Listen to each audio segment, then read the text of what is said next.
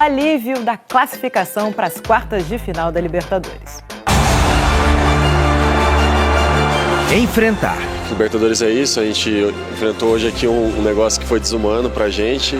Sofrer. É difícil jogar, uma dor de cabeça tremenda. Resistir.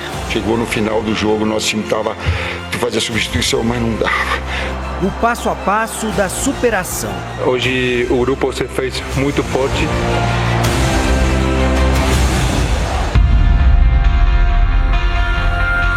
Noite fria, longe de casa, não tantas vozes como de costume.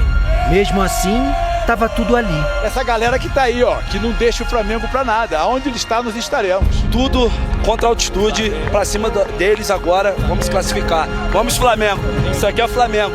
Vamos, na raça, vamos! Paixão, lealdade, fé. Quase de mãos dadas com a desconfiança e o risco de um fim da linha. Se vem aqui e não leva a classificação, a gente sabe como é que é o Flamengo, né? O turbilhão que o canhão já estaria apontado para cima de nós. Nas alturas, 3.600 metros acima do nível do mar, o bombardeio do Bolívar era certo. Controlar a pressão nos primeiros minutos e resguardar a própria área foram os antídotos do time do Tite. Mais do que força e fôlego, seria preciso inteligência. Proteção, mas também ataque. Os brasileiros do Bolívar incomodaram o atacante Fábio Gomes e especialmente Bruno Sávio. Na jogada pela direita, o meia achou Ramiro Vaca livre. Rossi estava atento. Jogar em La Paz é praticamente certeza de poucas chances. Desperdiçar jogadas assim é sempre um risco. Eu vi que o goleiro estava caindo, tentei tirar para o lado, só que eu não vi o adversário aqui. Foram várias as tentativas da equipe boliviana com cruzamentos para a área. Faltou precisão contra uma defesa sólida. Na batida de longe, Ramiro Vaca assustou Rossi. O goleiro ainda foi fundamental para que o Flamengo ganhasse tempo. Usou a experiência para quebrar o ritmo do adversário e irritar a torcida. Tal qual o Lampe fez lá, o Rossi fez aqui. Só que aqui com uma necessidade, inclusive, física. O Flamengo sobreviveu à primeira etapa, sem arranhões. Uma nova defesa do Rossi abriu o segundo tempo. Na arrancada pela esquerda, Ayrton respondeu. Abriu espaço, ficou cara a cara com o Lampe, mas isolou a bola e a paciência do Tite. Faltou pouco para que Bruno Sávio marcasse. O chute de esquerda desviou em Léo Pereira e foi parar no travessão. Sávio não desperdiçaria a próxima oportunidade. Cruzada da esquerda no toque de cabeça e sacou! Numa bola que veio levantada da esquerda, ele entrou na grande área pelo lado direito, tinha um buraco na zaga do Mengão e chegou testando no canto direito do goleiro Rossi. A comparação é inevitável. Olha esse gol. Foi contra o Palmeiras pela Copa do Brasil.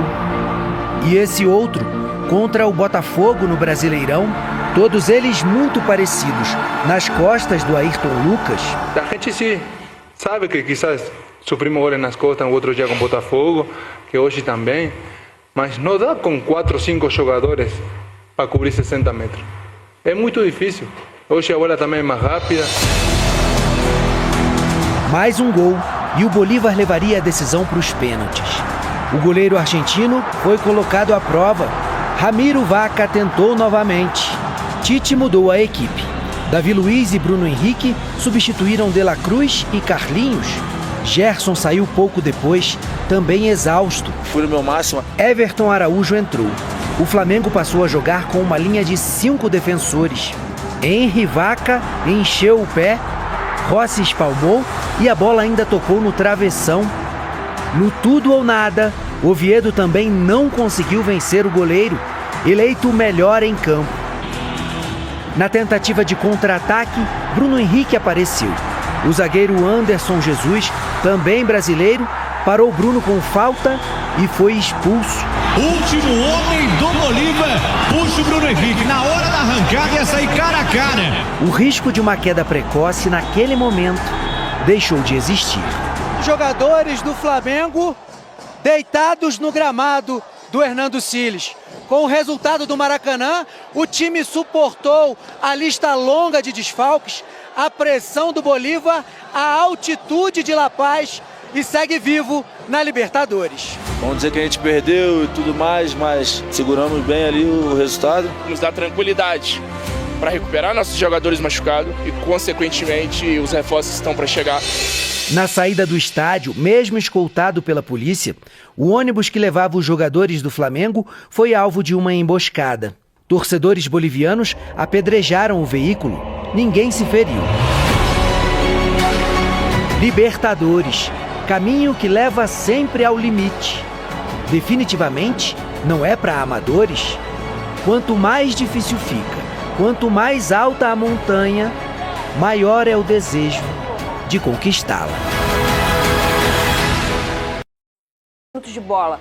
Então é muito difícil fazer qualquer análise, apontar dedo para qualquer detalhe de jogo em altitude. Mas nosso trabalho é feito para isso, não é mesmo, Vene Casagrande? E eu quero que você me fale o que você gostou desse Flamengo. O sofrimento a gente vê muito também dessa questão da altitude. Mas o que você gostou desse Flamengo? Fernandinha, antes de mais nada, primeiramente boa tarde a todo mundo que está nos assistindo. Você, torcedor rubro-negro, que espera o Vene Casagrande chegar aqui hoje no SBT Sport e ficar criticando a atuação do Flamengo, ficar criticando os jogadores do Flamengo, você está totalmente enganado. Eu não vou fazer isso. Eu só esperava que o Flamengo se classificasse.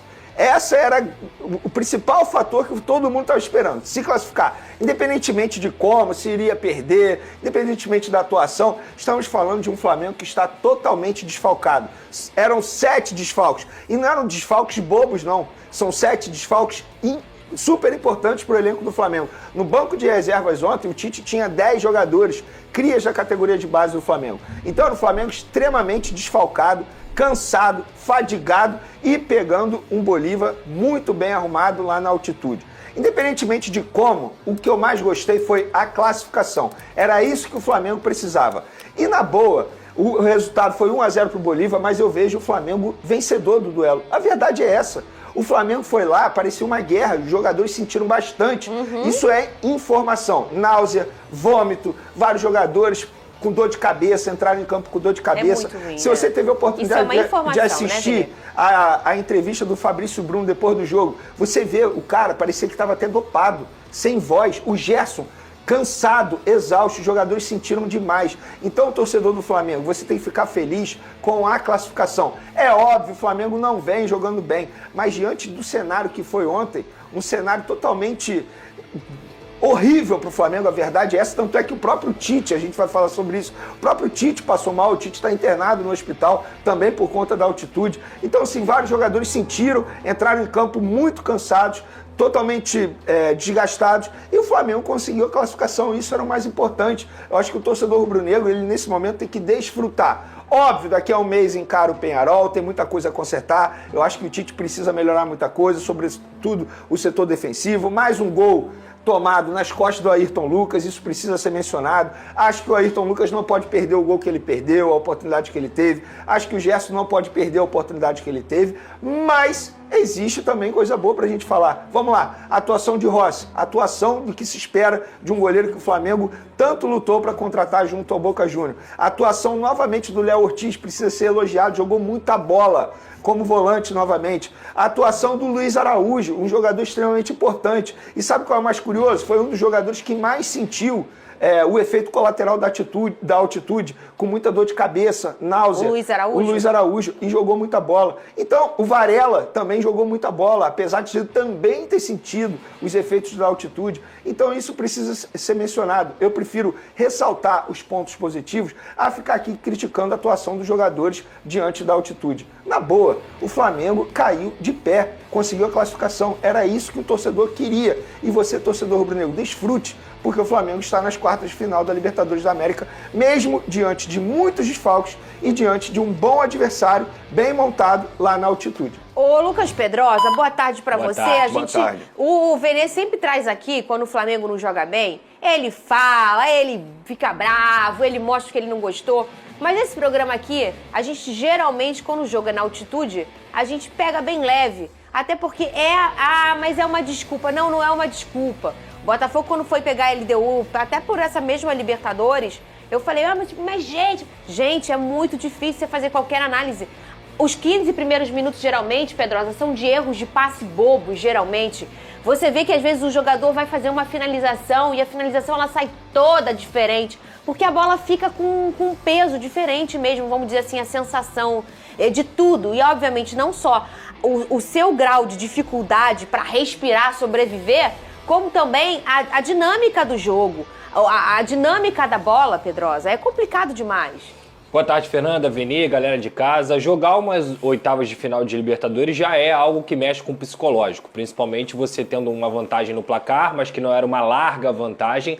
E jogar uma final de Libertadores, umas oitavas de final de Libertadores na altitude, mexe ainda mais, porque você não tem que só se preocupar com o aspecto técnico, tático, físico dentro de campo, mas também com o seu bem-estar. Eu acho que eu já falei aqui, pra mim é outro esporte, a altitude é outro esporte. Eu até relevo quando um atleta, por exemplo, Ayrton Lucas, também acho que ele perdeu o gol, mas ele talvez tenha perdido o gol por conta da velocidade da bola, que é muito diferente de você chutar normalmente, ou você acha que um atleta do calibre do Ayrton Lucas, que vira e mexe faz gols assim, isolaria aquela bola ali se não fosse a altitude.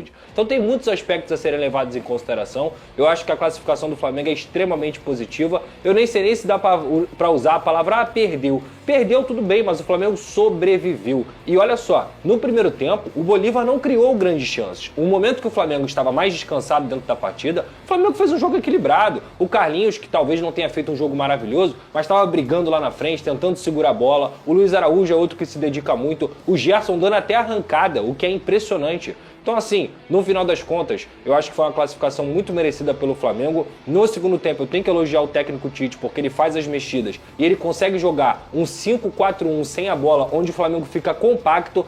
Sofreu, o Rossi agarrou demais. Ele é contratado para isso. Ele é contratado para aparecer nos momentos decisivos. E nos últimos jogos, o Rossi não vinha bem. E dessa vez, ele, para mim, foi o melhor da partida. Não só debaixo dos gols, mas também quando ele teve a importância, eu não vou nem dizer malandragem, a importante visão de segurar a bola a cada momento, no momento que o Bolívar estava com mais ímpeto.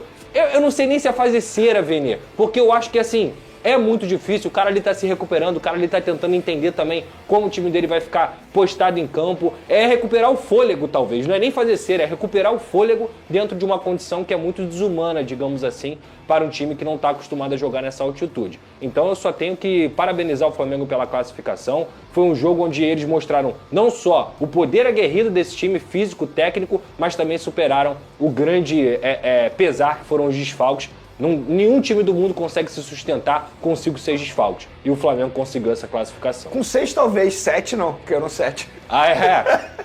Não, isso já numa circunstância normal é difícil. Numa circunstância de altitude, porque às vezes na altitude você perde um personagem que numa situação natural, nossa, você não vai perder. Mas na altitude ele é como se fosse um lesionado. O cara tá com dor de cabeça, ele não consegue respirar. Então você, além de ter os 7 que já eram 7, você ainda tem mais, porque a gente geralmente nunca traz nomes, mas você traz informações. Um teve dor de cabeça, outro teve náusea. Gente, como jogar futebol aí? Você tá isso é uma lesão, você está passando mal, você não tá legal. Não, e uma informação importante, quer dizer, na verdade 2 informações, porque eu tô vendo muito torcedor rubro-negro reclamando do tempo de demora do Tite para poder fazer as substituições. Só que faz sentido, o Bruno Henrique ele não estava bem 100%, fisicamente falando. Então a comissão técnica levou até o limite de fato. E o Gerson, mesmo com os problemas da altitude, com os efeitos colaterais, ele ainda estava com um problema muscular na coxa, que ele sentiu. Ele ficou em campo na base do sacrifício, porque ele viu a necessidade. Sim. E assim, o Tite não tinha o que fazer. Ele olhava para o banco de reserva, gente, repito, ele tinha 10 garotos crias da base. 10 garotos, sendo que 7 ainda estão no sub-20. Me lembrou aquele jogo da pandemia. É verdade. É isso, mas é basicamente E isso. olha só, entrou muito bem o Davi Luiz, entrou cortando bola. O Bruno Henrique decidiu o jogo, gente. O Bruno Henrique fez a jogada que expulsou o jogador do Bolívar. Então, pô, gente, quem tá falando que o Tite mexeu mal com as condições que estavam no elenco do Flamengo, na verdade, estão reclamando do tempo da demora. Mas aí, é a leitura Só de que jogo faz também, sentido. né? Total. A assim, questão de um jogo desse é física, completamente física. Então, se você tá conversando ali, tô bem, professor, não tô legal, daqui a pouco eu vou ter que sair, tu já tá sentindo que o cara já não tá legal, você vai ter que segurar alguém. Gente, peraí. Flamengo é Gonzalo Plata. Isso é muito engraçado. A gente trouxe uma informação aqui há alguns dias que esse jogador foi oferecido. Na ocasião, eu quase falei o nome da pessoa. A pessoa do Flamengo disse o seguinte: Venê, ele está sendo muito oferecido. Porque na ocasião ele estava negociando com o Corinthians. Porque as pessoas que estavam tentando levá-lo para o Corinthians, os empresários, preferem levá-lo para o Flamengo. Óbvio, eu também ia preferir. Nada contra o Corinthians, mas o momento do Flamengo é melhor, obviamente. E aí essa pessoa do Flamengo falou: Venê, ele está sendo muito oferecido. É todo dia. E a gente não tem interesse nesse momento. Mas, diante das circunstâncias, diante de tudo que está acontecendo no Flamengo, desfalque, o que aconteceu? O jogador entrou na mira do Flamengo, o Flamengo está negociando a contratação desse jogador. Gonzalo Plata, ele é do Al Sadd, tá? Clube lá do Catar.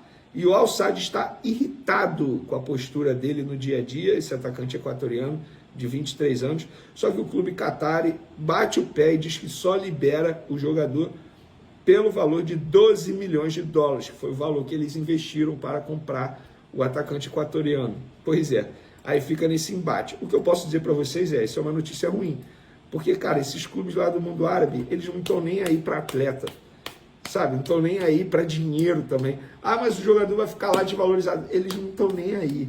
E se eles entenderem que é isso, eles vão bater o pé e pronto.